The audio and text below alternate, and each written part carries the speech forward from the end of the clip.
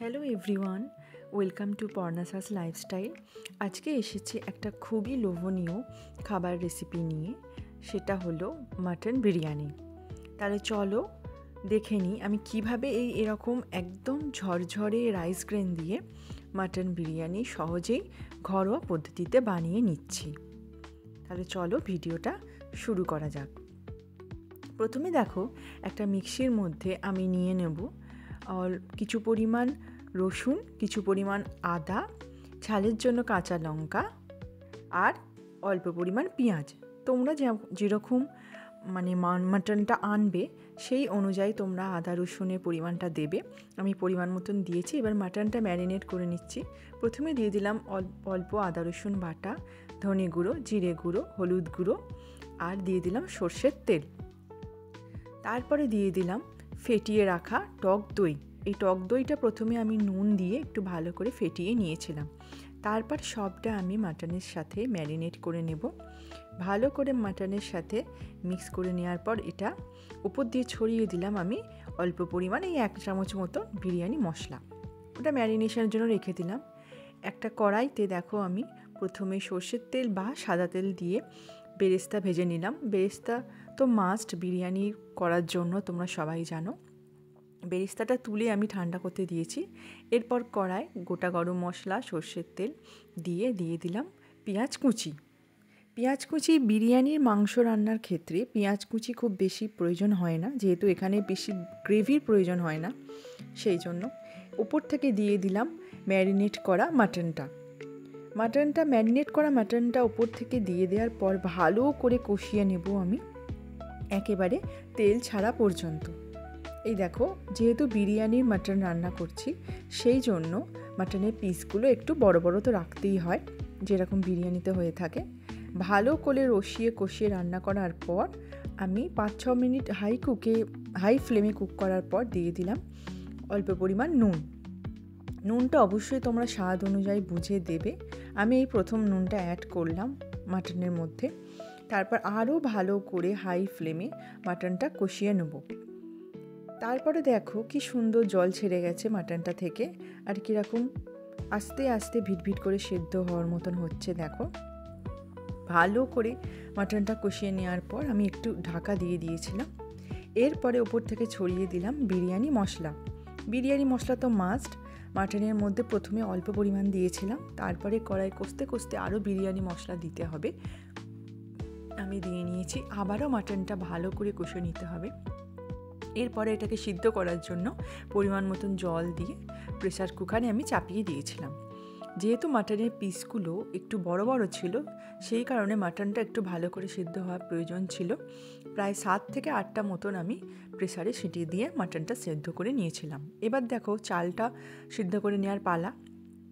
হাঁড়িতে আমি জল দিয়ে তার মধ্যে আমি গোটা গরম মশলা, তেজপাতা দিয়েছিলাম। মাটনটা আমার রেডি হয়ে গেছে। এদিকে দেখো, মাটনটা কুকার থেকে নামিয়ে নিয়েছি। ওপর থেকে ছড়িয়ে দিলাম 1 চামচ মতন কেওড়ার জল।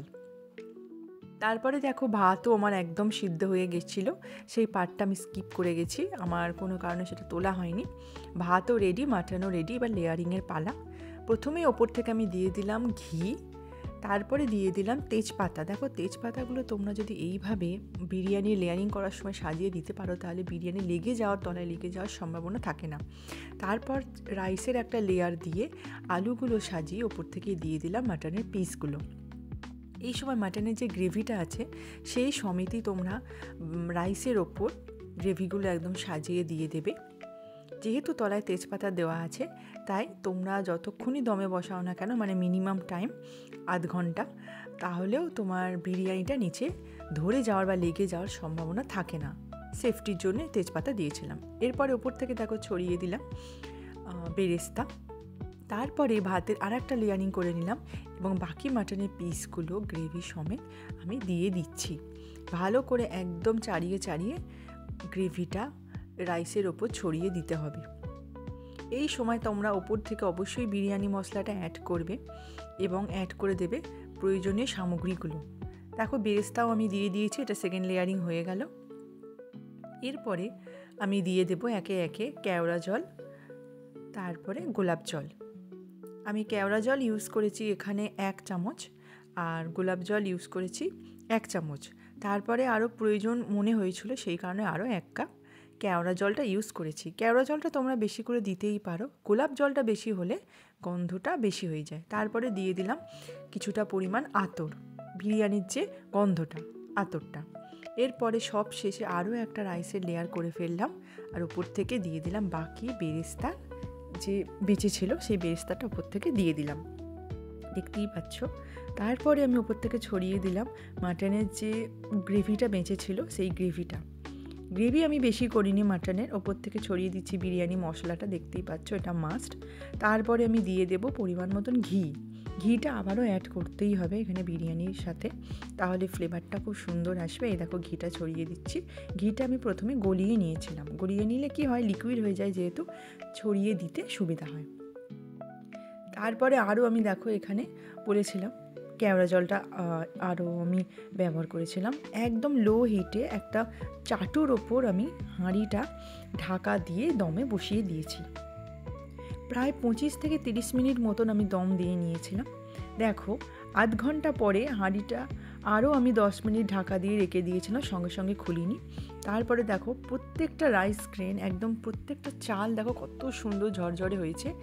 একদম প্লেটে করে সার্ভ করছি। দেখো প্রথমেই আলু উঠলো, রাইসের সাথে গ্রেভিটা কত সুন্দর কম্বিনেশন হয়েছে। দেখো একদম কলকাতা স্টাইল বিরিয়ানি। যদিও এখানে আমি ডিমটা খালি ব্যবহার করিনি, ডিমটা ব্যবহার করলে একেবারে কলকাতা স্টাইলের হয়ে যেত। সুন্দর করে প্লেট দিয়ে কেটে কেটে বিরিয়ানিটা সার্ভ করা হচ্ছে, দেখতেই পাচ্ছ তোমরা। এক একটা চাল কত সুন্দর একদম ঝরঝরে হয়েছে, একটুও তলায় বসে যায়নি, যেহেতু তেজপাতা দেওয়া ছিল, এবং খেতেও অসাধারণ হয়েছিল।